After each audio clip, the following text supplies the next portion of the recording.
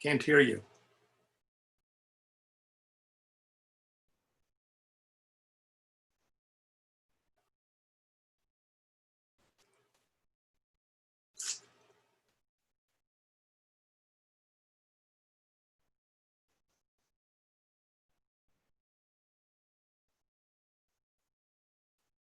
Can you hear me?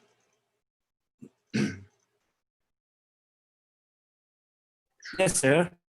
Okay, I'm very sorry because our chairman of our Iranian association, he wanted to come inside. He came also, but he could not make his mic to talk and give you a welcome. On behalf of our association, I am going to give you a very warm welcome to our meeting today, and we are very happy. I think you don't need to somebody introduce you. Myself, from last 20 years, I am reading your book and teaching all dental student and resident according to your protocol, plus some protocol from AA, and everybody knows you. But anyway, I should say something that he is an emeritus professor of dentistry and from Ostro School of Dentistry at University of South California. And he is the only dentist anesthesiologist, and he is the father of a modern local anesthesia and medical emergency in dentistry. Professor Malamed is the author of 3 widely used textbooks: Handbook of Medical Emergency in the Dental Office, Handbook of Local Anesthesia, Sedation, and a guide to patient management. And we asked him for a medical emergency in dentistry, and he told us to better to make it in 2 parts. And today is the first part, and the second part will be on 12th of January 21. And in first part is going to talk about the medical emergency can and do happen in a practice of dentistry of this program, and we will review the incidence of medical emergency in dental practice worldwide, discuss the preparation of your office to recognize and treat those emergencies, and start our discussion of the management of a specific emergency situation, specifically on seizure and convulsions. Dear Professor, we will be very thanks, and I am also in behalf of our association and our dental school at Yaz, I will welcome you, and please go ahead. I will stop my share and you can start. Okay. Welcome. Thank you. Let's see how this goes. Okay, so can you see the screen with the title on it? Yes? Yes. Okay. Yes, everything. So, Professor Navabazam, okay. Thank you very much. And this whole thing started out with an email from you, just with some questions about local anesthesia. So it's sort of progressed quite a bit. Okay, so emergency medicine, as you heard in my introduction, I'm a dentist anesthesiologist, which became 1 year ago, became the 10th recognized dental specialty here in the United States. And I do live in Los Angeles, California, where, and teaching at the University of Southern California for 40 years, a lot of Iranian students, lots. I think Farsi should be the #2 language that we speak at our dental school. I am the author of 3 textbooks, as you heard. I have a book on sedation, a book on local anesthesia, and as we're discussing today and later in January, a book on medical emergencies. This is my email address. Now, I sent a copy of a PDF of all of my slides, and I'm not sure how they'll be available to you, but this is my email address in case anybody, after we're finished here today, has any questions for me, not strictly about local medical emergencies, but anything about local anesthesia or sedation. Please feel free to write me. I am pretty good at responding to emails. So I have been now teaching. No, Professor, I am very sorry interruption. Yeah. I am sorry for interruption. I have made your PDF and PowerPoint, and we will send to all the participants in Zoom and YouTube both. Okay, good. Thank you. So having teaching now since 1973, 47 years, and many lectures on medical emergencies. This is how I start my book. I start my articles. I start my lectures with that statement. Medical emergencies can and do happen in the practice of dentistry. And way back in 1993, and it's hard to believe 1993 was way back, I did a survey of 4,300 doctors in North America being Canada and the United States. And I asked the doctors a number of questions about their preparation for medical emergencies, the incidence of medical emergencies in their practices. And 94.9% of the doctors reported that at some point in time in their career, they had in their dental office a medical emergency. And then I gave them a list, and you'll see this list a little bit later, but I gave them a list of emergencies, and I asked them to respond at how many times you've seen a seizure, how many times you've seen a person faint. So the total number of emergencies that these doctors reported were over 30,000 medical emergencies. Now, fainting, syncope, was absolutely by far the #1 most common medical emergency. So if we take all the emergencies, the average doctor would have one.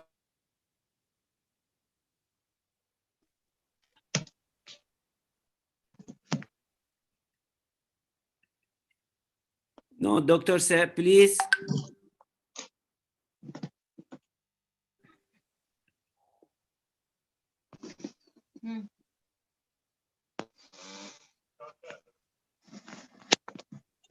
Dr. Malamed, please. Do you hear me? Dr. Malamed, do you hear me?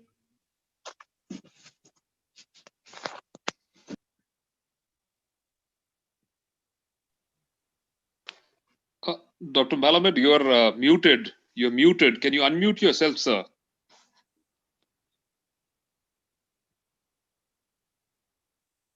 Dr. Malamed, please unmute yourself.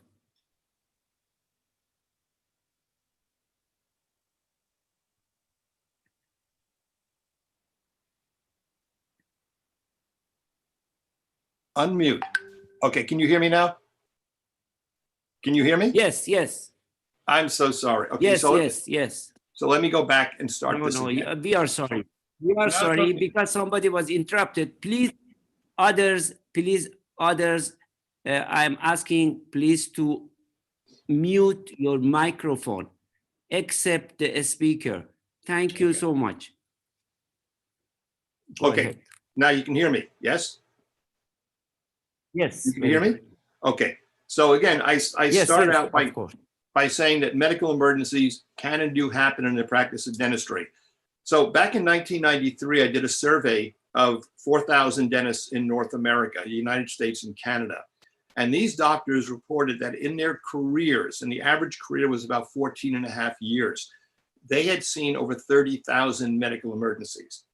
And when you do all the mathematics, if you include fainting, syncope, which was by far the most common medical emergency, these doctors would have one medical emergency in their practice every 2 years, if we include fainting. If we take fainting out of the equation, that would be one medical emergency occurring in a dental practice every 4 years. And this is the survey. This is the list of emergencies. This is the top 12 of the emergencies. And you can see syncope, fainting, was a little bit over half, 50.3% of all the emergencies that these doctors reported. And everything, angina, seizures, asthmatic attacks, low blood sugar, hypoglycemia, cardiac arrest. I mean, there's a whole gamut here of things that these doctors reported. So these are the things that happened. This is in Canada and United States back in 1993. More recently, 2 studies out of the United Kingdom. Javon in 2012 reported that in a 40-year dental career, a dentist in the UK would have between 9 and 11 medical emergencies. And in 2014, England and Wales and in Scotland, a medical emergency occurring more or less every 4 years. So again, these numbers were pretty similar to the numbers I had in my survey, where you can expect, if you're practicing dentistry on a full-time basis, to have in your dental practice, in your dental surgery, something happen, a medical emergency occur every approximately 3 to 4 years. In a 2008 paper in Germany, and they surveyed 620 dentists. In a 1-year period, 57% of these doctors reported up to 3 medical emergencies happening in their practice. And I find this pretty scary. 36% reported up to 10 medical emergencies that they had in their dental practices in a 12-month period. That's a little bit frightening. In a 2018 paper in the Australian Dental Journal, and if you look at the numbers here, in Belgium in 2013, 43.6% of these doctors said that they had had some type of a medical emergency occur in their dental practice during their career. In Croatia, 68%, France, 75%, Brazil, 75%. So, I mean, the bottom line is that, as it says here, stuff happens. Stuff being stuff we don't want to happen. So let's just then talk about this. So what I'm going to do here today is talk about preparation for medical emergencies, and we'll start our discussion with one specific type, and that's going to be seizures. And I'm going to talk about it from 2 perspectives. One is the epileptic patient who comes into your office, and the second one is an overdose of local anesthesia. That'll be today's program. In a couple of weeks, I think 3 weeks from now, we'll be continuing, and I'll be discussing bronchospasm, which would be the acute asthmatic attack, and cardiovascular problems such as angina, myocardial infarction, and cardiac arrest. So again, you also have to keep in mind that I'm discussing everything here from the United States perspective. That's where I am, that's where I live. And so, I mean, this is the question I get asked very, very often is what legal obligation does a doctor, be we a dental doctor or a medical doctor, what is our obligation to the person who becomes the victim, whether it's our patient, whether it's the parent who took a child to the dental office, the parent in the waiting room collapses, what is our obligation to that person? And this is my response. Our obligation as doctors is to try to keep that person alive until they recover or until another person comes along and takes over responsibility, as long as that other person is more qualified to treat the emergency than you are. That's it. Try to keep that person alive. And having said that, and given the fact that emergencies will occur once every 3 to 4 years in a dental practice, if you're practicing full time, we need to be prepared. So let's talk about preparation to start with, okay? Preparation for medical emergencies. And this consists of 4 specific things. Number 1 is basic life support training. Number 2 is preparing our dental office staff to help us in handling medical emergencies. Number 3 is emergency assistance. And number 4 is having in our office available emergency drugs and equipment. And again, you have to keep in mind that I'm discussing this from the US, the American perspective, and things I've given lectures in other countries, and there are different legalities as to what you're allowed to do, what drugs you're going to have. Okay, so let me start with this statement. This would be true anywhere in the world, that basic life support, CPR, resuscitation, reanimation, or other terms for the same thing, is the single most important step in managing all medical emergencies. If I showed you a list of 4 items, I showed you the 4 items we'll be discussing in preparation. If that 4-item list were a top 10 list, CPR, basic life support, would be the top 7. That's how important this is. And we'll be discussing it as we go along here just a little bit later. The American Heart Association, and there are obviously organizations in every country that deal with this, the Red Cross, the different organizations. But October of this year, just 2 months ago, revised some of the guidelines for CPR. CPR and ECC, if you look at the bottom of the slide, is emergency cardiac care. So, and the guidelines didn't change an awful lot. CPR has only been in existence since 1960, and there have been significant changes over that time. But in the last, I would say since 2010, as we'll be discussing techniques in just a little bit, there's been little change. So we're getting better at saving lives. So basic life support, again, number one. Now, just let me go back to that slide. My recommendation, because here in the United States, to maintain a dental license, and our licenses come up for renewal every 2 years, you have to demonstrate that you have a currently valid card, that you've taken a CPR course within the last 2 years. And my recommendation is for the doctor, the dental hygienist, the dental assistant, and any person who works in a dental office to be trained in basic life support. Next step, again, is preparation of dental office staff members. And it revolves about having a plan. So I'm going to show you a video. Now, again, I have to make an assumption that in most dental offices, there will be a doctor, at least one doctor. There will be a dental assistant and a receptionist person. So I'm talking about an emergency response team that has a minimum of 3 members. All right, so here's a video that talks a little bit about preparing the office. Medical emergencies can and do occur in the dental office. Most but not all medical emergencies are preventable. It is therefore very important that the doctor prepare the office to recognize and effectively manage those medical emergencies that might arise. There are 4 steps in preparing the dental office and staff to manage medical emergencies. Step number 1 is to ensure that the entire staff is proficient in basic life support. Step 2 is to prepare an emergency response team within the office. Step number 3 is to know when and whom to call for emergency assistance if necessary. And step number 4 is to have available and be able to use the drugs and equipment needed to handle specific medical emergencies. Basic life support training is the most important step in preparing to manage medical emergencies. Basic life support should be a requirement for every person who works in your dental office, not just those who work with patients, not just the doctor, the hygienist, and the assistant, but everybody.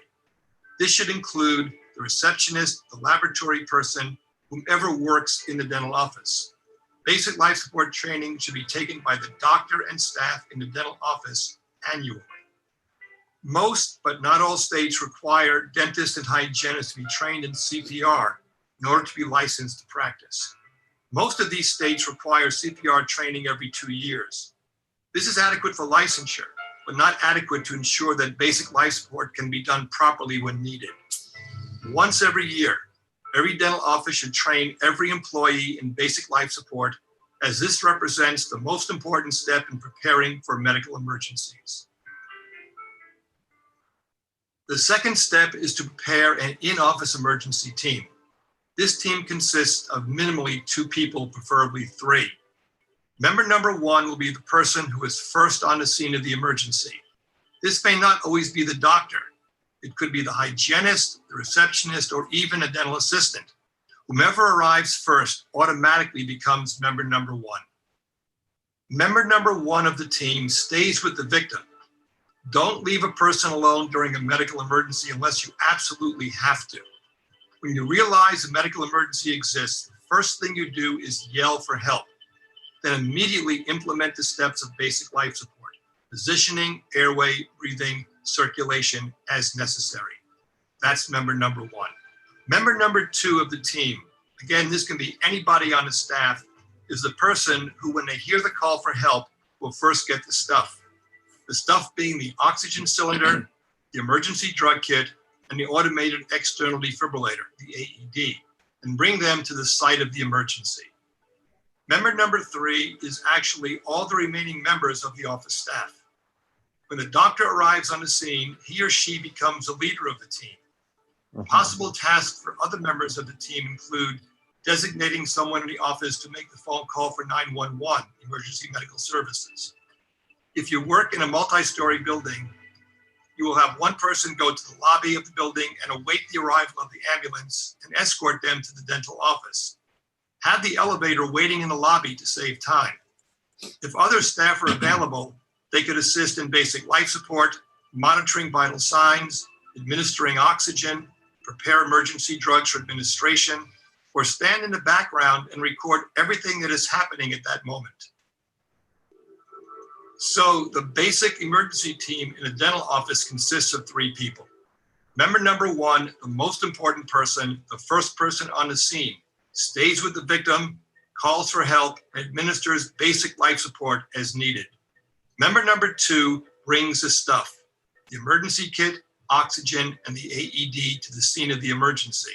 And member number 3 is assigned by the doctor to handle other various tasks during the emergency. Okay, so now let's move on to the third part of our preparation, which is emergency assistance. And the question is when, and it's up to you. It's you, the doctor, who are responsible for what is going on. And when you think you need help, don't hesitate. Okay, it's that simple. It's a feeling you have in your gut that I don't like what's going on.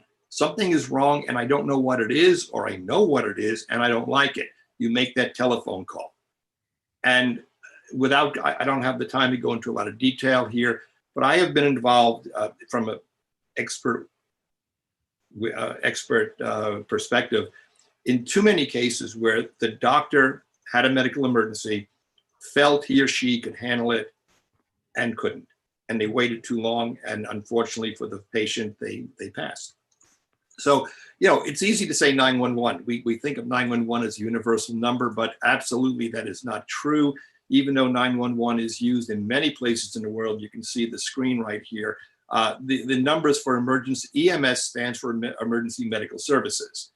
And not too long ago, I gave a presentation in Kuwait, and not in Kuwait. I wish I love traveling and I wish I could be with you right now, but I gave a Zoom meeting in Kuwait. And I looked up in the Middle East what the emergency medical numbers are. And 999, 997, 191, and Iran is 115. Okay, so that is your emergency number. And I don't know how the quality of the services, but from what I've found, this if you need help, you call for the emergency ambulance, and they will hopefully get there as fast as possible. So let's take a look at as fast as possible, because this is interesting, a little bit scary also. Taking the United States and how long it takes an ambulance to arrive on the scene. If you live in a city, urban, if you live in the country, rural. And the response time, 90% of the time in a city is 9 minutes, but in the country, away from the city, it's more like 15 minutes. And transit time from in a city to the hospital is approximately 28 minutes. And in the country outside the city, it's more like 42 minutes. So, really what I tell the doctors is that depending upon where you live, your training, if you live out in the country and help is not going to be there for quite some time, you need to be more well-trained in handling medical emergencies than a doctor who lives, even though we all need to be trained, but more well-trained, if you will, if you live out in the suburbs or in the country area. So then we move down to the fourth part of our preparation. And in all honesty, I said number one, basic life support is absolutely the number one most important thing. But we do need to have stuff, and we go back to what this stuff is, okay? One country, the United Kingdom, has a mandated list of emergency drugs and equipment that every dental practice has to have. And you see the list right here. Having given lectures on medical emergencies and been teaching it now for 47 years, I have a textbook on medical emergencies. I have in my book a list of 7 basic drugs. Now, this list of drugs you see here is very similar to the list you see here from the UK. And I firmly believe that any dental practice, as a minimum, should have these 7 drugs. Now, again, a lot of this, it depends upon legalities. When I give lectures to dentists in France, there are legal limitations on what drugs the doctor can have in their office. But let's just talk about these drugs very, very briefly, okay? Epinephrine, adrenaline, is the absolutely most important drug in emergency medicine, more so than oxygen. Now, we're not going to be getting into the discussion of the drug, but really the only indication for this drug is something that hopefully you'll never see in your practice, and that is anaphylaxis, the acute life-threatening allergic reaction. But epinephrine, because of that, and you know, people are allergic to bee stings, or allergic to penicillin, they're allergic to lots of things. And the people who have these very severe allergies, and by the way, we're talking now about the new vaccines for COVID-19. And when they first started being administered in the UK, a couple of the first healthcare workers who got it had anaphylactic reactions. So now what they're saying is that people who have severe allergies should not be getting the COVID-19 vaccines. So I mean, that's how research is done. That's how science is done. But an epinephrine syringe, it's called an auto-injector, should be the most important drug in an emergency kit. Then the only other injectable drug that I think is important is a histamine blocker. Histamine blocker is used for the allergic reaction as well, but it's used for the non-life-threatening allergic reaction. And in fact, most allergy that's going to be seen in a dental office environment, is going to be non-threatening, more like the itching, hives, and a rash, as opposed to bronchospasm and cardiac involvement, which is the anaphylactic reaction. And the drug most often used, and there are many others out there, but is diphenhydramine. The brand name in the United States is Benadryl, but again, the histamine blocker is the second of our 2 injectable drugs that I recommend for the emergency kit. Non-injectable drugs, we have a bronchodilator. Bronchodilator is used to treat bronchospasm. And we will be discussing this next in the second session. We'll be discussing the acute asthmatic attack. And the drug that is used most often worldwide, in the United States, its generic name is albuterol. Outside the United States, that same drug is called salbutamol. And it comes in an inhaler. Again, we'll talk about this, and you'll see this being used on January 12th in our second session. We need a vasodilator. Very often this is called a coronary artery vasodilator, and it's used to treat angina, or angina pectoris, if you want to use the correct name here. And the drug is nitroglycerin. Nitroglycerin sublingual tablets are the most common form of this medication. We will be discussing cardiovascular problems again at the second session. Sugar. Sugar for low blood sugar, for hypoglycemia. And a thrombolytic, a drug which dissolves blood clots. And that drug, of course, is aspirin. And it's going to be used for a suspected, we don't know if it is, a suspected myocardial infarction. Aspirin is the drug. And as I'll discuss at the second session, we prefer, for certain reasons, and I'll go into this next time, powdered aspirin, as opposed to the typical aspirin tablet. So powdered aspirin or chewable aspirin are the recommendations right here. And then we get to our last drug, the seventh of our drugs, and that is oxygen. And oxygen is actually the second most important drug. You know, this is a drug you're going to use. The most important drug I said was epinephrine, adrenaline, and it's the most important drug because in an anaphylactic reaction, the people who survive anaphylaxis are the ones who get epinephrine the soonest. Not getting epinephrine anaphylaxis, you're more likely to die. That's why it's the most important drug. Oxygen can be administered in any medical emergency. As it says here, Do not withhold oxygen from a patient during a medical emergency. And it is, in my way of thinking, the second most important drug that we have. It may not make the patient better, but it will not make the patient worse. Okay, now again, I normally go into a discussion of hyperventilation, which is a panic attack, which would be a relative contraindication to using oxygen. But again, oxygen is good. It may not be the cure-all, it may not make them better, but it will not make that patient worse. So that's our emergency kit right there. We have 7 drugs in that kit, my recommendation. 2 items of equipment I want to bring up, and one of them is a mask.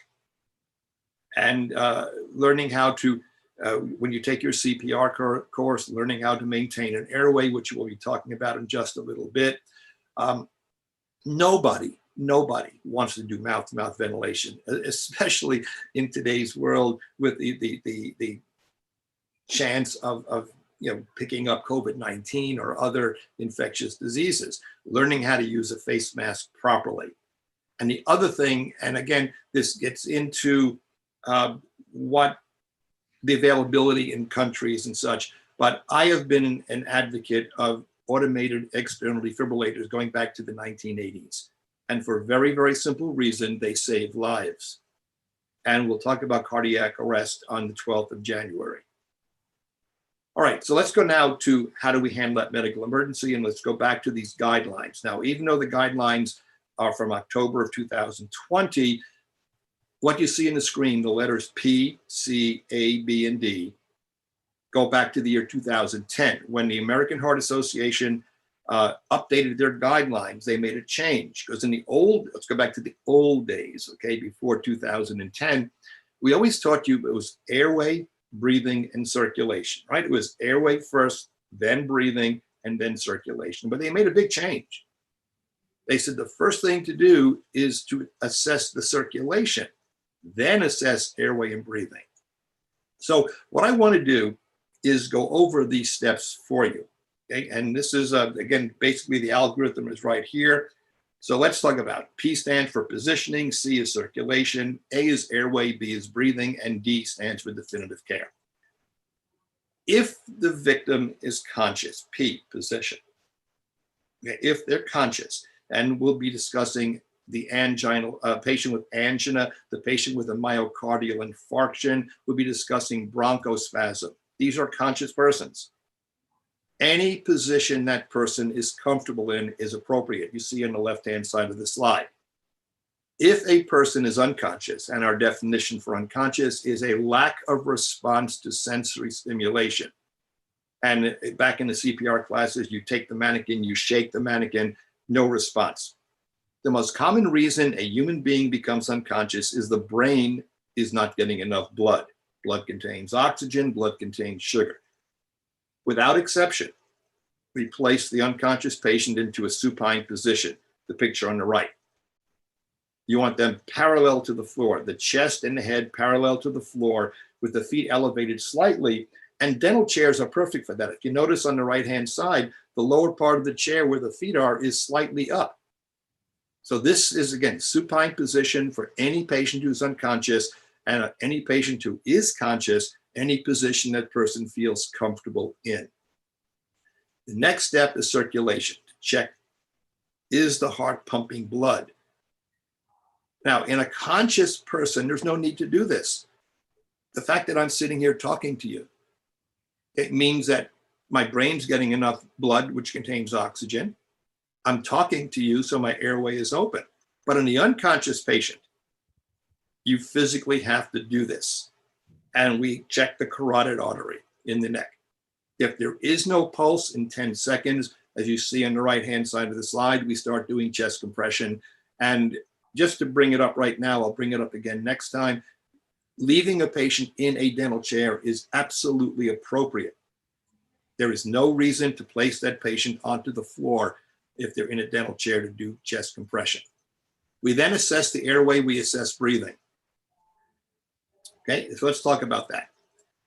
I mentioned that in the unconscious patient, I didn't mention it, but in an unconscious patient, and that is on the right-hand side of the slide, your muscles relax and the tongue is forced by gravity down into the airway. So the tongue is the most common cause of airway obstruction in the unconscious patient.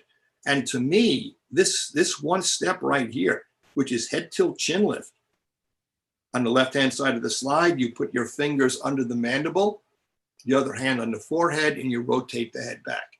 Since the tongue is attached to the mandible, and you look on the right-hand side of the slide, by simply rotating the head back, you're lifting the tongue off the back of the airway. And in virtually all situations, the airway will now be patent. The airway will now be open. And if the patient is breathing spontaneously, you will feel and hear air coming out of their mouth and nose. And if they're not breathing spontaneously, then our job is to ventilate that patient, to breathe for them, and hopefully, again, using that mask I showed you a little bit earlier. The last part of our preparation as healthcare providers is definitive care. And this is because we are healthcare providers. Okay, definitive care, D. There are 3 Ds behind it. Diagnosis, if we can make a diagnosis, if we know what's going on, and if we have appropriate drugs, 7 drugs I talked about, administer it. And if the diagnosis turns out to be cardiac arrest, and if we have the defibrillator in the office, that's what we do. So that's the algorithm right there. And that's part 1. That's preparation of our dental office. So let's then start our talk about the emergencies. And what I want to do for the rest of this program is talk about seizures, okay? We'll talk about respiratory distress, which is bronchospasm, and cardiovascular problems next time. But right now I want to discuss one thing, and that is seizures. Okay, now there are other terms for it. Seizures are convulsions. In some countries, they're called fits or they're called spasm. But they're all the same thing. These are all synonyms. What simply is happening is the brain is being hyperstimulated. All the neurons in the brain are firing off at the same time. And whatever that neuron does, the body does. So muscles begin to twitch. And you'll see, I have a video coming up where you'll see an actual seizure occurring. So I want to discuss 2 etiologies of it. By far, the number 1 is the patient who comes into your dental practice who has a history of seizures, which is the epileptic patient. And the second is local anesthetic overdose, which is something sadly that happens. It shouldn't. It does.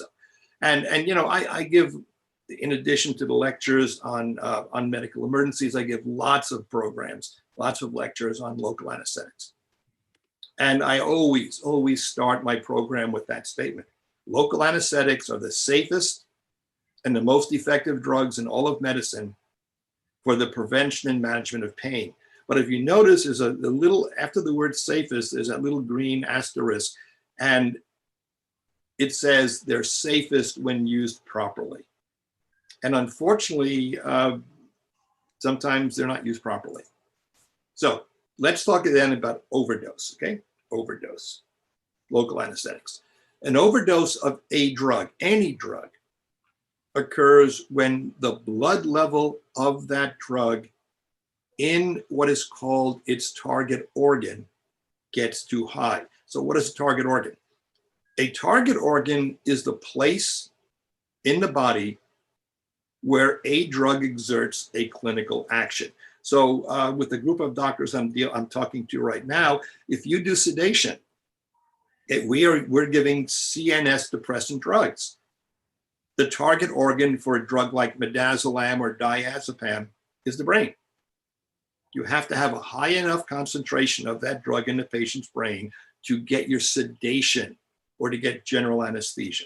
That's the target organ. Now, for local anesthetics, and I'm talking about local anesthetic, it's called systemic toxicity. The acronym is LAST. This is local anesthetic overdose, but this is the new term that is now being used. Local anesthetic, systemic toxicity. And the target organs for local anesthetics are the brain and heart muscle, myocardium. Now, the brain is much, much more sensitive to the blood levels of local anesthetic than is the heart. So in almost all situations when a local anesthetic overdose does occur, the clinical signs and symptoms involve the brain, the central nervous system.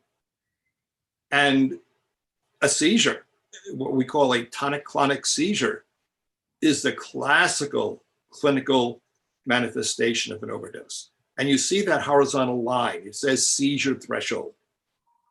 Okay, for any local anesthetic, lidocaine, mepivacaine, prilocaine, articaine, bupivacaine, the 5 that are used in our dental profession, they have their own seizure threshold. But when the blood level, the red line, when the blood level of that drug gets to that point, that's when the seizure starts.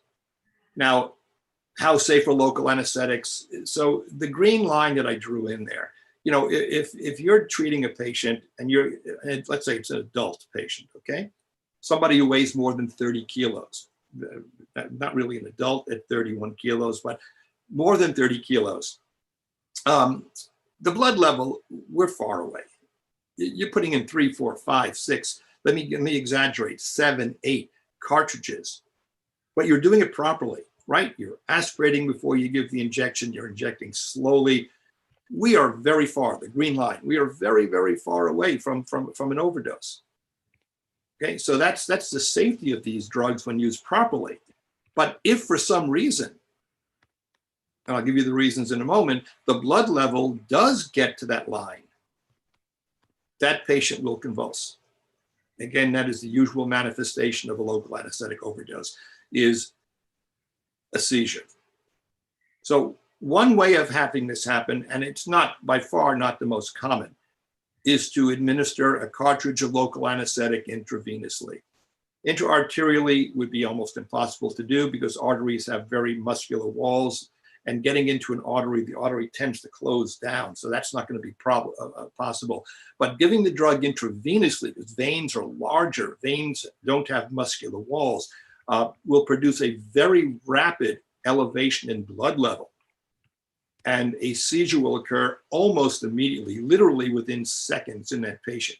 Again, that is not the most common way of having it happen.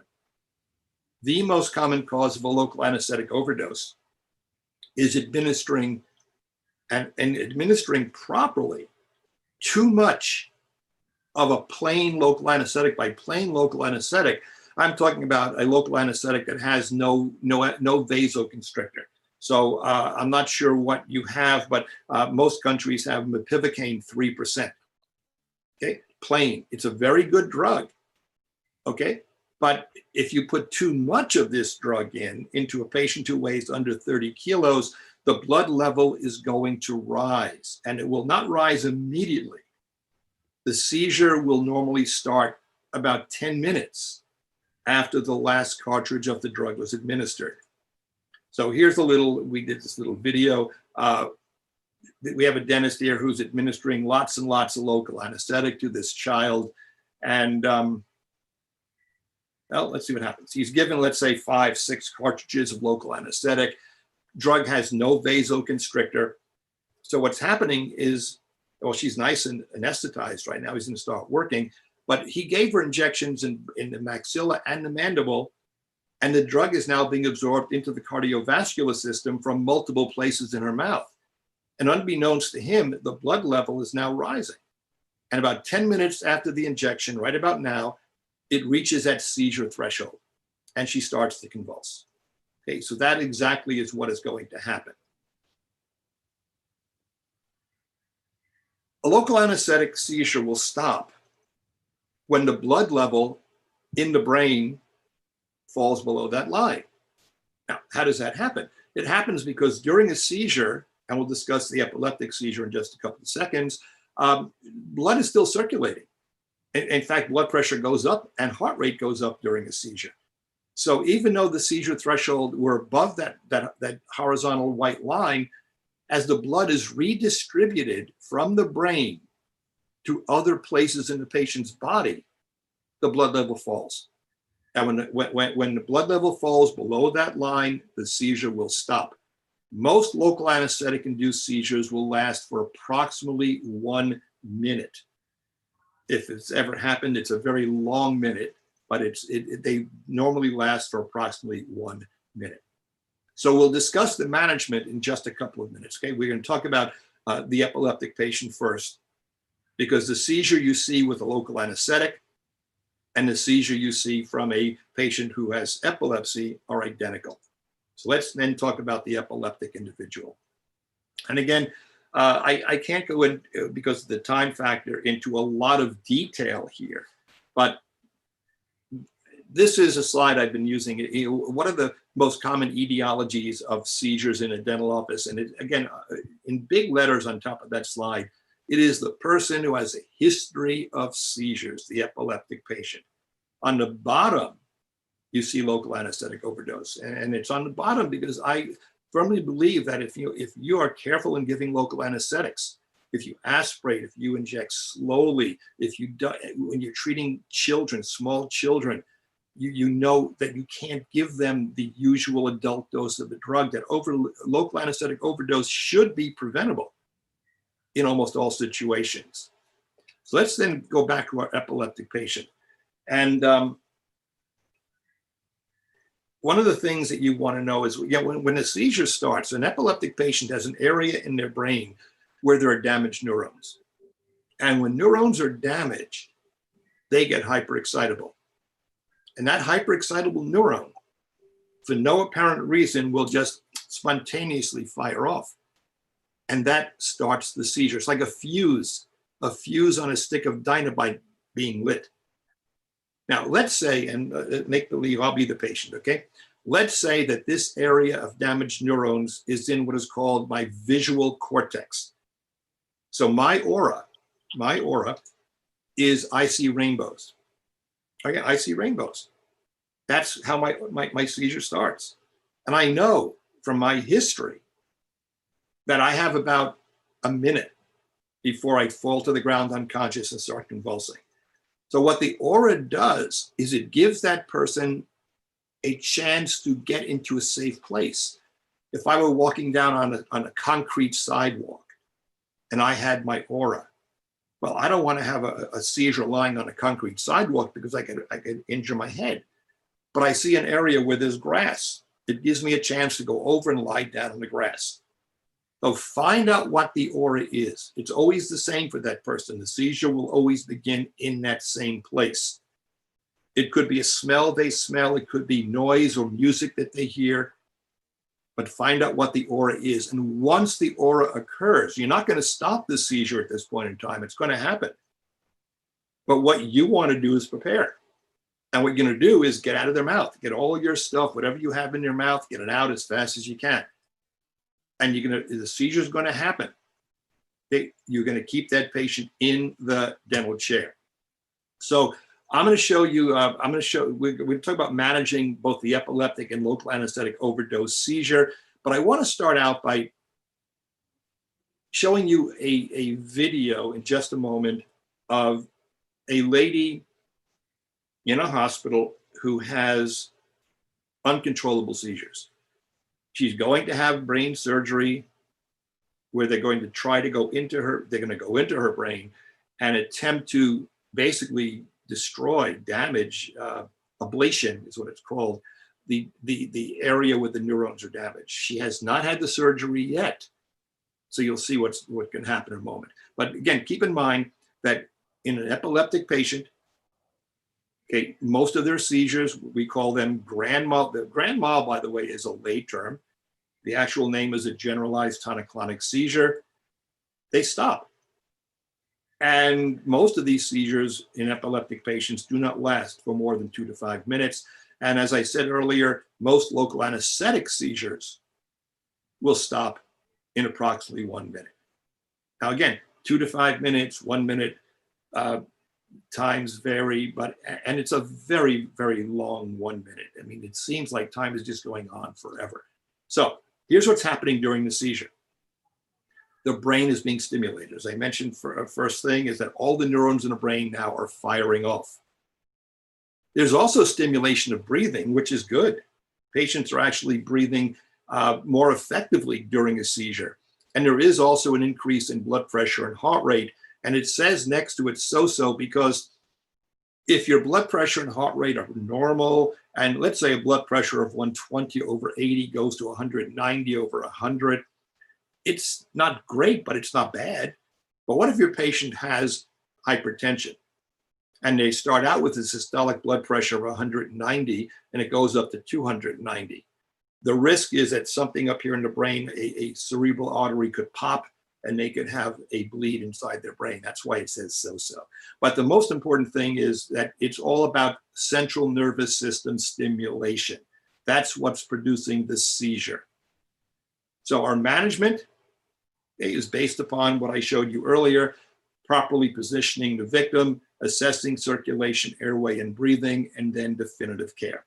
So this is the video of that lady in the hospital. If you notice, on our right on the bed, there is a call button for the nurse. Now, she is probably at this point in time experiencing whatever her aura is. She's experienced it right now. So that's why she's now ringing for the nurse to come in. She's still responsive. She knows what's going on. So the nurse's aide is going to come into the room first. Okay. You're having a seizure? Yes. Press the button.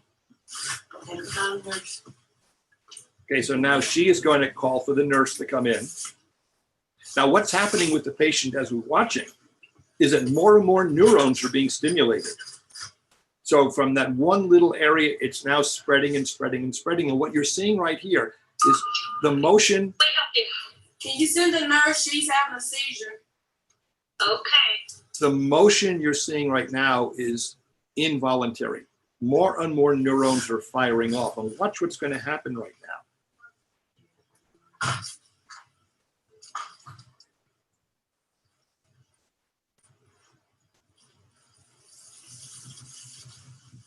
Now, if you notice that the sides of her bed are padded, the bed is wide, so there's no risk of her falling out of it. Keep in mind that a dental chair is a lot more narrow than this. So she's removing anything from the vicinity that she could take, She's having a seizure. that could hurt her. The nurse has now shown up. So right now, all the neurons in her brain are firing off. This is what you're seeing. This is a generalized tonic-clonic seizure, or to use the other term, a grand mal seizure. And you would see this exact same thing if it were a local anesthetic overdose. So there's really, as you notice, there's not much that this nurse can do or needs to do. Okay, so take off the patient's glasses. We probably need to turn her over.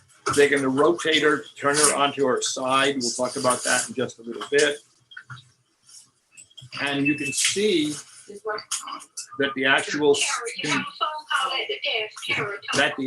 convulsions are dying down. So this part of the seizure, which is called the ictal phase of the seizure, that's when they're convulsing, lasted not even a minute. But now listen to what you're going to hear from the lady in a second. Or two. There. The post-seizure phase. Her muscles relax. Her tongue has fallen backwards in the airway, and you're hearing snoring. Snoring is a sign of a partially obstructed airway. What the nurse should be doing, but is not, is lifting the patient's chin. Now, the lady is going to be okay, but she's struggling. She's struggling right now to get air in and out.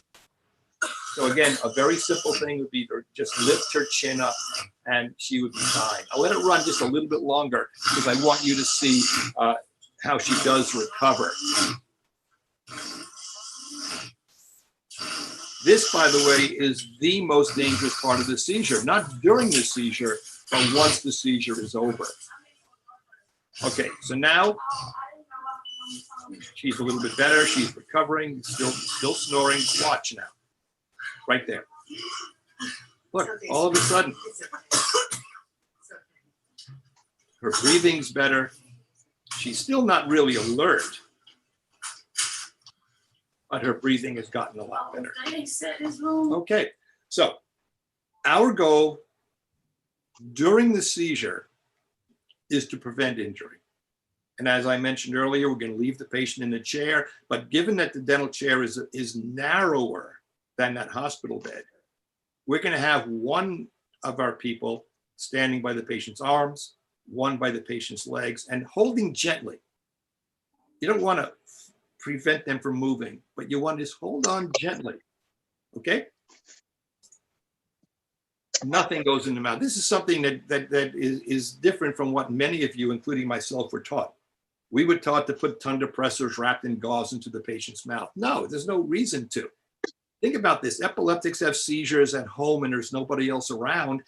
They don't bite their tongue off. Nothing bad's going to happen. And the risk of putting something in forcing something into a patient's mouth when they're convulsing, you know, the breaking off of the upper anterior teeth, and I have unfortunately seen this in our emergency clinic when patients have been referred to us who had seizures. Nothing goes into the mouth of a person during a seizure, nothing. And what's going to happen? The seizure is going to end. Seizure is going to end, but now we enter what is, again, the most dangerous part of the seizure. So as I said earlier, the epileptic patient, the seizure will last for probably not more than 2 to 5 minutes, and the local anesthetic-induced seizure will last for approximately 1 minute. You saw this in the video. Once the seizure ends, we now have depression of the brain. We have depression of breathing. We have depression of the cardiovascular system. And these three things are bad.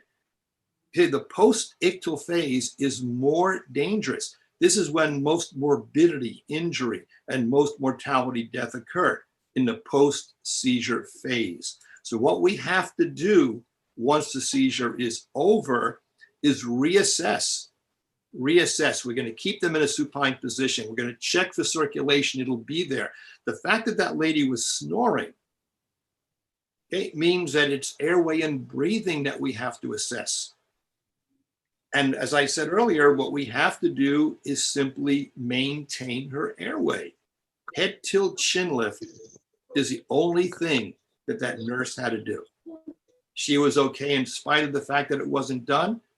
But again, on the left-hand side of this picture, you can see the tongue has fallen back in the airway. And on the right-hand side of the picture, simply lifting the chin and rotating the head backwards, the airway is now patent and the snoring is going to stop. The nurse made the comment about turning the patient on their side. Number one, it helps in maintaining an airway. And number two, when a seizure is over, there's a risk of them vomiting. And if they do vomit lying on their back, there's a risk of aspirating. They can aspirate a vomitus, a very acidic vomit into their trachea, into their lungs, which should not be good. So if possible, and in a dental chair, it's not that easy. And on the hospital bed, it was. But if you can turn the patient on their side, do so, okay? The convulsion begins. Okay. And normally lasts for less than 1 minute and rarely for 2 minutes. Call the parent into the room. Ask them if they think 911 should be called. Should we call 911? How long has this been going on? Oh, about 30 seconds. Is this the only one he's had? Yes. Okay, it's almost over. It's almost over. Talk to the patient. گفته که برو تو یوتیوب قشنگ همه چی می‌بینی من که دارم خودم اشتباهی دارم میکنم Everything is under control. Austin, mom's here. گفتم اسمو نمیتونم این مثل که همیشه از گفته من قبلا رفتم تو You had a seizure. You had one of your seizures. All right, so this is الان an داره عملی example. نشون میده برای چی کردن has to این use. اورژانسی شام بخورم چی اینا This is an example where a child comes into the dental office with a history of epilepsy. Off. And Please. آقا میکروفونتون رو ببندید. Sorry. no problem. But this is an example where a child with a history of epilepsy, and the doctor knows it, has a seizure in a chair. And the doctor really, am I going to call for emergency help or not? Well, the parent is in the waiting room. Bring the parent in. And in this situation, the mother said to the doctor, "Doctor, just one of his seizures. There's no reason to call for help. And if you are comfortable, if you آقا are خواهش میکنم میکروفونتون رو ببندید. میکروفونتون رو لطف کنید ببندید. آقای عزیز، آقای دکتر عزیز، لطف کنید میکروفونتون رو میوتش کنید. I am very sorry, Dr. Malamed. Listen, I spoke to dental students for 40 years, so I'm used to being interrupted. So it's not a problem. I'm very sorry. But in this situation, there was no reason for the doctor to call 911 because the mother said it's just one of a normal seizure. It's so, and I'm saying it's not, if a seizure occurs in an epileptic patient, it is not necessary to always activate emergency medical services. However, if the seizure is a result of a local anesthetic overdose, absolutely positively make that telephone call for emergency medical services 115. All right, again, that's why you call for help. Okay, again, if you've never seen a seizure before, if you're in a private dental practice and you've never seen a patient have a seizure before, you make the phone call because you're uncomfortable. But you know what? If let's say you live in a family where one of the children has seizures that are not well controlled, when that child has a seizure, you don't automatically call emergency medical services. It's mom, Stanley's having a seizure, and you handle it. And the same is true in your dental practice. If you are comfortable, you've seen seizures before, then there's it's not necessary to always make that phone call for 115. The other point is, though, that sometimes seizures don't stop. Now, we're talking more along the line of the epileptic patient. Most seizures stop within about 2 to 5 minutes, but sometimes they don't. And that is called status epilepticus. And by definition, it is a seizure that goes on without stopping for more than 5 minutes. Now, just keep in mind that I said that a 2-minute seizure, it just seems like they're going on forever. Now, if it goes on for 5 minutes, you don't have to wait 5 minutes. It goes on longer than you, the doctor, are comfortable. You make the phone call for 115. And what are you going to do before the ambulance arrives? All you're going to do is protect the patient from injury. I mean, there's nothing really more that you can do. Now, what are they going to do? What they're going to do is start an IV. And the emergency medical people, depending upon whom shows up, they're trained. And starting an IV on a patient during a seizure is not hard to do. Because I mentioned earlier that their blood pressure goes up. And if their blood pressure goes up, then the blood vessels, the veins and such, are popping out. And they take a drug called midazolam. Midazolam is a drug that many of you perhaps use for sedation. And it's a central nervous system depressant. Okay, and it will stop the seizure from occurring. It'll stop the seizure, period. And it's titrated. And once the seizure is done, they administer intravenously a bolus of sugar because hypoglycemia might have been the cause of the seizure. During a prolonged seizure, you've burned up a lot of sugar. You probably have become hypoglycemic, and then they will transport that patient to the hospital for definitive care. So this is an electroencephalogram. Let me just finish up with this. This is your brain. And on the very top, line A, this is what you're doing right now, watching my program. Your brain is sort of functioning. We're measuring the electrical output of neurons in your brain in line A. Now, if you notice on line B where the arrow is, the line's getting thicker and thicker. So this would be the lady. It's not hers, but this would be the lady I showed you in the video as she starts to make those uncoordinated movements. And if you look at line C, this is the seizure. All the neurons in her brain are firing off at the same time. Now, at the very end, the right-hand side of line C, the arrow, that's where the drug midazolam was administered. It's a CNS depressant. It has to get from the patient's hand to the patient's brain. And that is called hand-heart-brain circulation time, which when an average-sized individual is about 20 seconds. So the drug was given on line C on the right-hand side. If you'll notice on line D, on the left-hand side, the neurons are now being depressed. And the arrow on line D is when the seizure is over. That's how this drug works. It's a CNS depressant drug. It depresses the hyperexcitable neurons back to normal. It has to be given intravenously. Perhaps some of you, the surgeons in the audience, would be able to do this. But for most dentists worldwide, this is not a possibility. That's why you make that phone call for 911, for 115, whatever the appropriate number would be. All right, so that concludes part one of our presentation. The second part of my program will be in, I think it's 3 weeks from now, January 12th, after the new year. And at that time, we'll continue our discussion with a couple of other medical emergencies. We'll be discussing respiratory distress, specifically bronchospasm, which is the acute asthmatic attack. And then we'll talk about cardiovascular problems such as angina, the acute myocardial infarction, and cardiac arrest. So I'm hoping that some of you will come back in 3 weeks after the holidays are over. And I wish you all first of all, I want to again thank you for having me here. It's been fun. And we'll have everybody mute their speakers a little bit earlier next time. And have a wonderful holiday season, everybody. And I hope to see you in about 3 weeks. Thank you. Yes, thank you. I should say thanks, dear professor. It was excellent, very good presentation. And our chief also, they have sent a message I have sent to your chat. You can read it. And any of other participants, if they have any question, they can send me in the chat below, and I will ask professor. Before I collect the question, I have a question, few questions from you, dear professor. I wanted to mention the importance of the time when during the 115 in Iran or 119 in USA reached to the scenes. It will take, in your country, I think it was 8 minutes, and in my place, it's all the historical places is counted for 10 or 12 minutes. And by the 10 or 12 minutes, the person died, is completely the brain dead.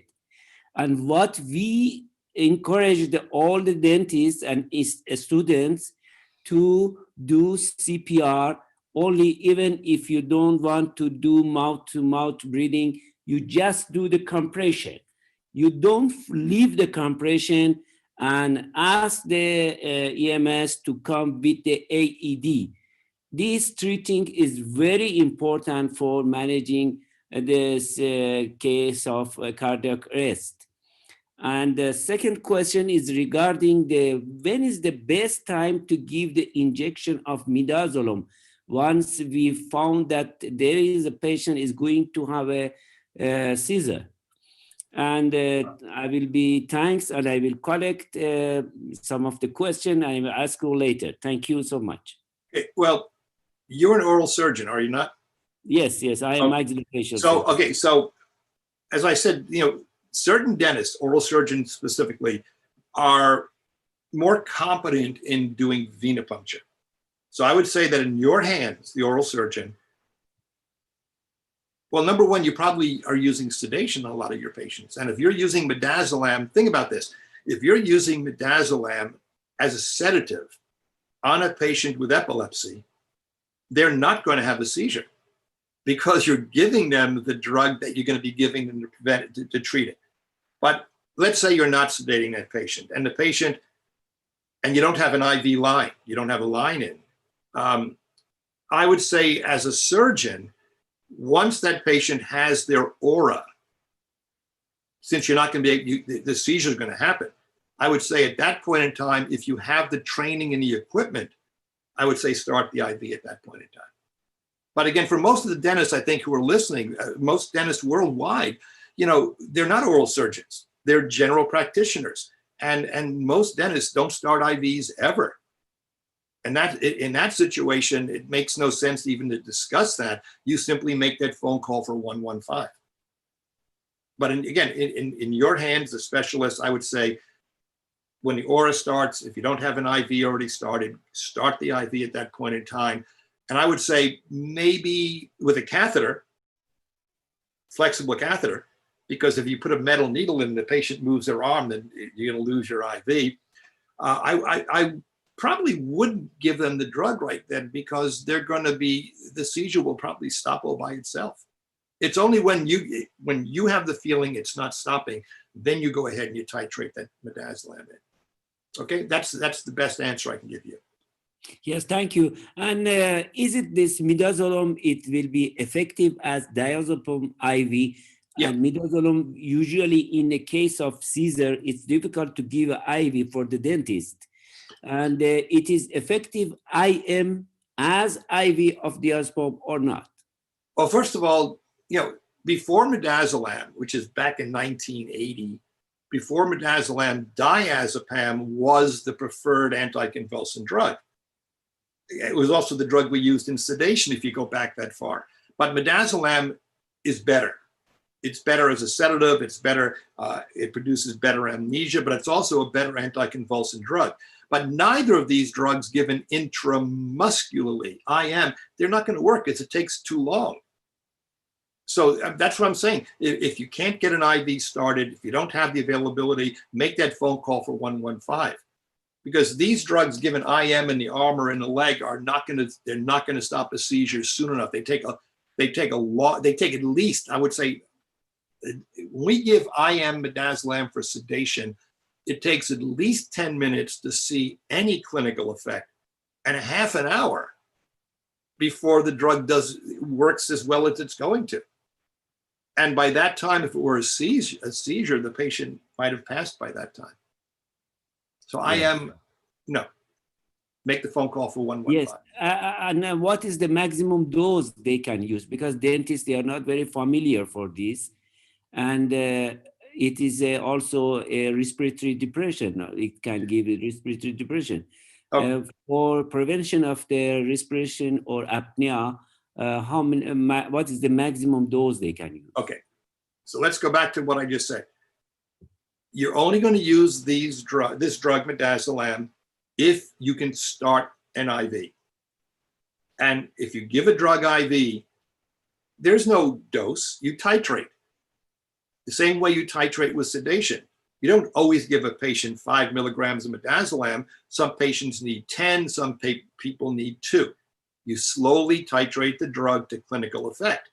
So when you're sedating, you put the drug in 1 ml per minute until the patient gets sedated. If you're using midazolam as an anticonvulsant, you give it intravenously at the same rate, 1 ml per minute. The endpoint is the seizure stops. How much? I don't know. It could be 5, it could be 10, it could be 2. I don't know. But the nice thing about intravenous medication is you can individualize the dose for every one of your patients. So you titrate. That's the answer. Yes, thank you. Can you say this every 1 minute, how many percent of chance of survival is gone after the emergency services come to someone who have cardiac arrest? Well, we're going to be discussing cardiac arrest next time. So let me, we're going to talk about that next time, and I'll go through all the numbers with you next time. So let's not discuss that right now, okay? Thank you so much. And is it in United States, all the dentists, they have to review the emergency course every 6 months or every year? Is it compulsory or not? Remember, we have 50 states here, and every state has their own regulations. Every state requires the CPR course every 2 years. There are many states that require you to take a didactic, a lecture course on medical emergencies every year, but it varies. It varies from state to state. So there's no uniformity in the United States. And is AED is compulsory to have all the dentists in the clinic? Once I heard somewhere from 2005, it's ADA is approved that all the dentists, they should have AED at the clinic, dental clinic. Is it true or not? It depends on a state. Oh, it depends on this. Okay, so I would say starting in Florida, they were the first ones that every dental practice every dental office in Florida has to have an AED. And I'm guessing right now, but I would say out of our 50 states, probably only about 20 of them make it mandatory. Now, again, I've been giving lectures on medical emergencies forever, and I've been discussing AEDs now since 1986. And when I give a lecture, let's say back in the good old days when you could do a real lecture in with an audience, I would ask the audience, how many of you have an AED? And I'm guessing out of, let's say, over 100 people, probably 40 of them say they do.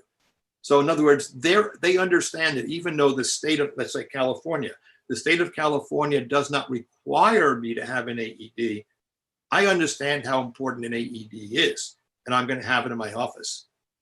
So again, we'll talk about AEDs, and you'll see them being used in the next presentation. Yes, thank you.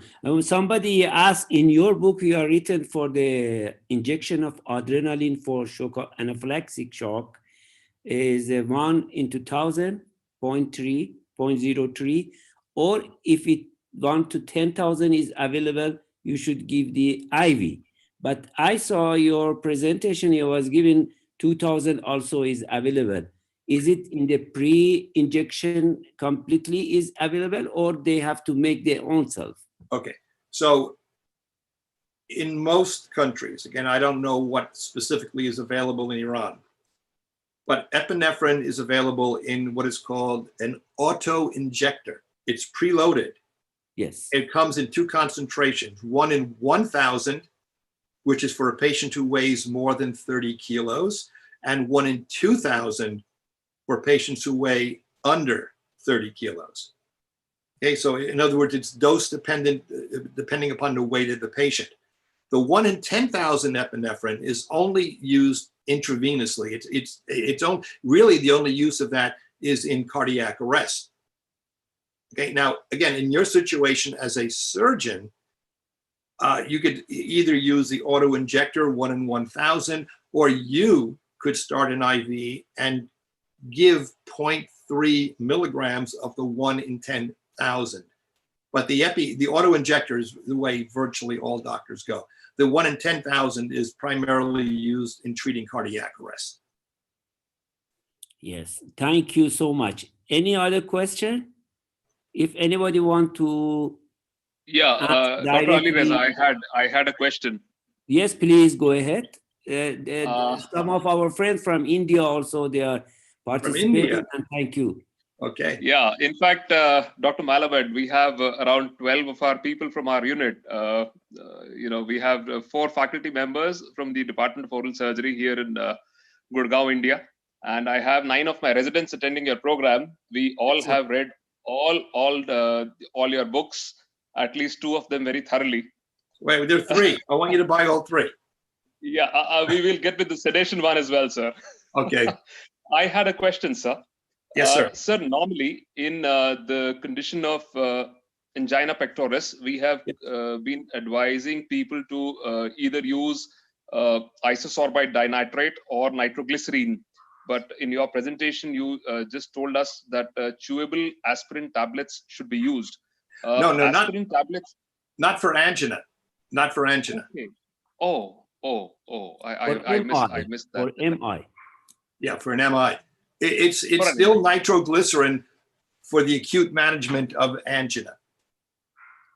So, okay. So normally, is it not going to take a longer time for chewable aspirin tablets to work? Like normally it takes like 10-15 minutes, I believe, if I'm not wrong. Are you coming back next week on January 12th?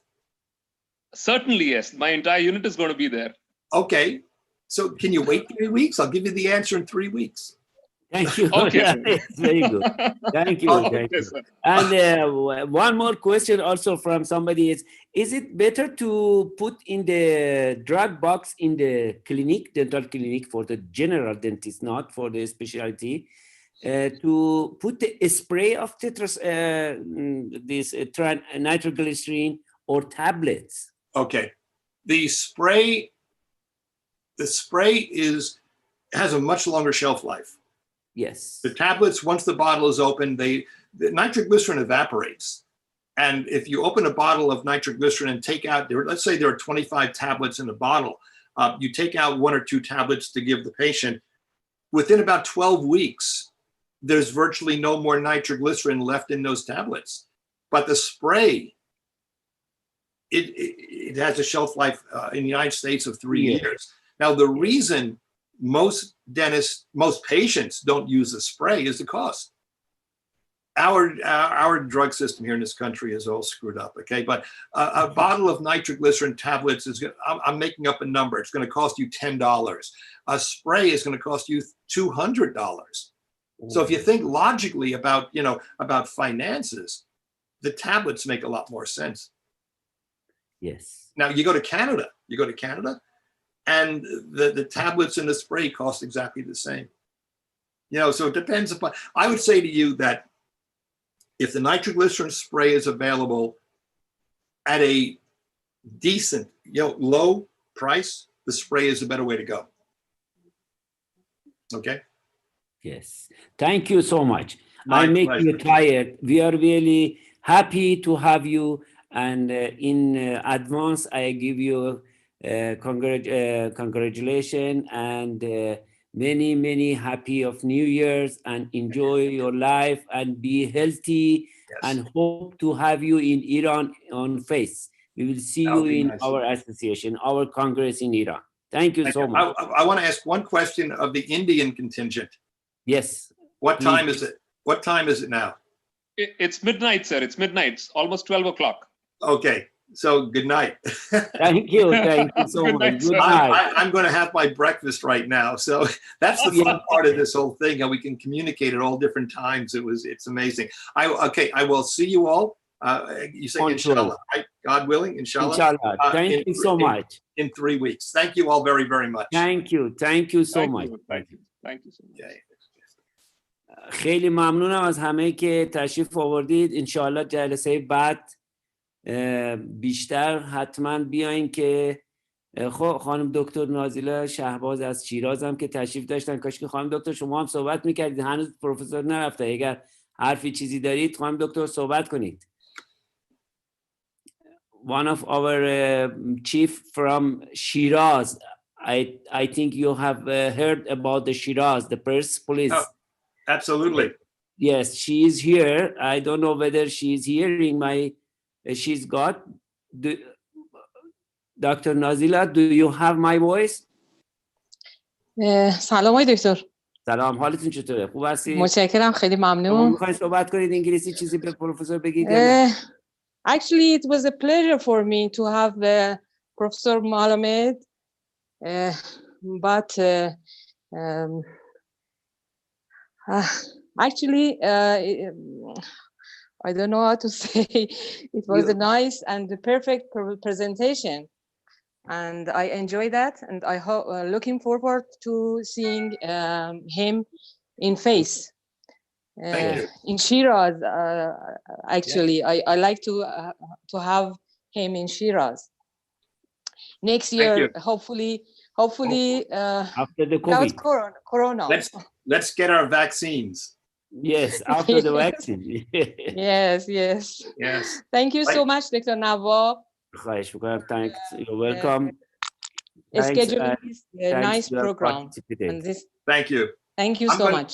I'm going to leave right now. Okay. Thank you all very, very much. Bye bye. Bye-bye. Thank you.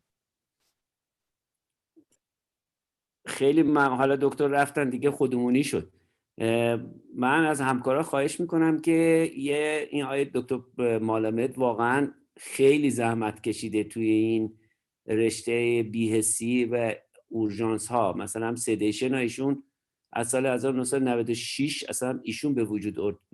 نیتروس اکساید و اکسیژن 50-50 میداد. سدیشن تو مطب‌های دندان پزشکی دیگه کم کم بیهوشی عمومی هم شروع شد در مطب‌های دندان پزشکی. الان تو ایران هم هست. من خواستم حالا ایشون صحبت کنم، باشون صحبت میکنم برای جلسه بعد که مخصوصا حالا خانم دکتر شهبازی هم اینجا تشریف دارن. باید یه فکری کرد برای برنامه جدی دندان پزشکا که یه گواهی سرتیفیکت همه داشته باشن و تمام منشیاشون و دستیاراشون که حداقل این کارهایی که مربوط به نفر اول، دوم و سوم هست قانونا اینا یاد بگیرن. هر استانی برای خودش برنامه ریزی کنه یا اینکه کلی برنامه ریزی کنه و بتونیم یه سر و سامانی بدیم. چون اینجور که میبینید خیلی خانم دکتر داره اتفاق میفته، مخصوصا تو این کلینیکایی که دندان پزشکی تحت بیهوشی درست کردن. ما همین تو یزد بیش از 5 مورد 6 مورد داشتیم که مشکل پیش اومده، یکیش که مشکل جدی هم بوده، یکی دوتاش، و مشکلات زیاد است به خاطر که دندان پزشکای ما، من قصد بی احترامی به هیچ کدوم از همکاران ندارم، چون واقعا این مشکل وزارتخونه است که اصلا درس هاسپیتال دنتیستری، سرفصل هاسپیتال دنتیستری یا برای دندان پزشکا اصلا نگذاشته. حداقل باید حدود 50 تا 60 ساعت هاسپیتال دنتیستری بدونن که وقتی دارن با یه مریض کار میکنن، اگر خدا نکرده بیهوشی متخصص رفت سر یه مریض دیگه یا رفت یه کاری دیگه بکنه برگشت، یه مشکلی پیش نیاد. این مشکلات تو وجود داره تو ایران و حتی خیلی از مطبات شاید تمام داروها نداشته باشن، اگر دارو داشته باشن تاریخاش گذشته باشه. من خودم دارم به کتابی می‌نویسم که اتفاقا یکی از چپتراش هم میخوام بدم خود آقای مالامد، ایشون برام صف بنویسه که ترجمه میشه بعدش. ولی به هر حال برنامه ریزی باید بشه در همه استانها که همه یکسان بشیم. ما AED نداریم، حداقل کار CPR صحیح که حالا ایشون هم نشون داد CPR صحیح خیلی اهمیت داره و اینکه افکتیو مؤثر باشه. به هر حال خیلی احتیاج داریم که تو این قسمت پیشرفت بیشتری داشته باشیم. تو هم این هم توی کنترل عفونت بدون اینکه انجمن‌ها و جامعه هم از جامعه مادر کمک کنه امکان پذیر نیست. باید حتما جامعه یه برنامه‌ای بذاره که بتونیم ما اینا را کالیبره کنیم و همه استان‌ها انجام بدیم. خیلی ممنون. آقای دکتر خواهش می‌کنم. آقای دکتر، ما در شیراز دانشگاه علوم پزشکی مرکز استاندارد احیا در حقیقت تأسیس کرده که 2 ساله که ما هم یه دوره با در حقیقت اون همکاران ما اونجا استفاده کرد. اتفاقا خیلی هم از حضور همکاران دندانپزشک استقبال شد و خیلی در حقیقت ازشون تشکر شد بابت شرکت خیلی فعالشون. اسکیل لب دارید دیگه آقای دکتر جانم؟ اسکیل لب دارید دیگه، درسته؟ بله. ما هم اینجا درست کردیم. سرتیفیکیت میدن آقای دکتر، سرتیفیکیت هم میدن همه. در حقیقت دکتر مسجدی در حقیقت که انستزیولوژیست هستن، مسئول این آموزش این بخش هستن و رئیس این مرکز هستن و همشون هم در حقیقت با پروفسور مالامد کار کردن و دوره های ایشون رو در حقیقت رفتن و ازش استفاده کردن و سرتیفیکیت هم میدن.